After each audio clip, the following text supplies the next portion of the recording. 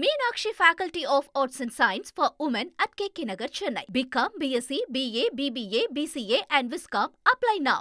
வரச்சியூர் செல்வம் மீதான கொலை வழக்கு விருதுநகர் நீதிமன்றத்திற்கு மாற்றப்பட்டுள்ள நிலையில் ஜூலை 14ஆம் தேதி விசாரணைக்கு ஆஜராக உத்தரவு பிறப்பிக்கப்பட்டுள்ளது. கூடுதல் விவரங்களை செய்தியாளர் கார்த்திக் கேட்கலாம். கார்த்திக் வணக்கம். இந்த வழக்கின் முழு பின்னணி கார்த்திக்.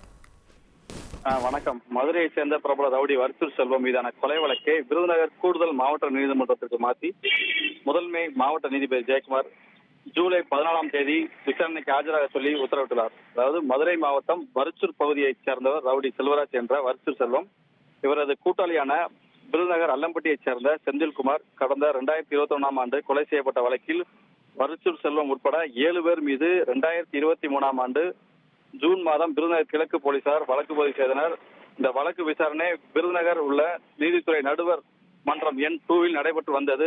இந்த நிலையில் வழக்கை ஸ்ரீவில்லிபுத்தூர் உள்ள முதன்மை மாவட்ட அமர்வு நீதிமன்றத்திற்கு மாற்றி நீதித்துறை நடுவர் ஐயப்பன் உத்தரவிட்டிருந்தார்.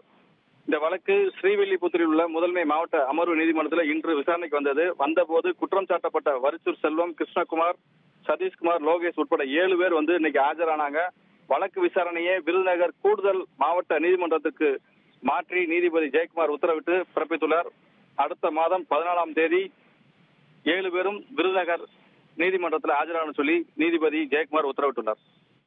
விவரங்களுக்கு நன்றி Karthik. Meenakshi Faculty of Arts and Science for Women at KK Nagar, Chennai. Become BSc, BA, BBA, BCA and Viscom. Apply now.